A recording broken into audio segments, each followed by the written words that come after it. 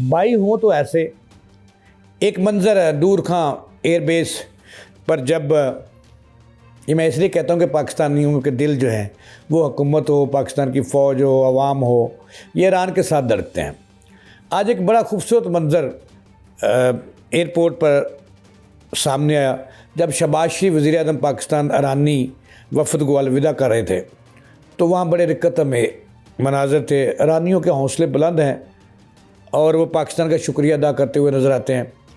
लेकिन एक मंज़र ने पूरी कौम जो है उसको ईरान जिंदाबाद, पाकिस्तान हमेशा जिंदाबाद के नारों से पूरी कौम ने आज जब ये मंज़र देखा तो उन्होंने फलक शिगाफ नारे लगाए। मंज़र ये था कि जब वज़ीर-ए-आज़म पाकिस्तान में रवानगी के लिए उन्हें अलविदा करने के लिए गए, तो जब वज़ीर-ए-आज़म ने उन्हें गले लगाया ईरानी वज़ीर ख़ारजा को, तो वज़ीर-ए-आज़म आपदीदा हो गए उन्हें अलविदा करते हुए।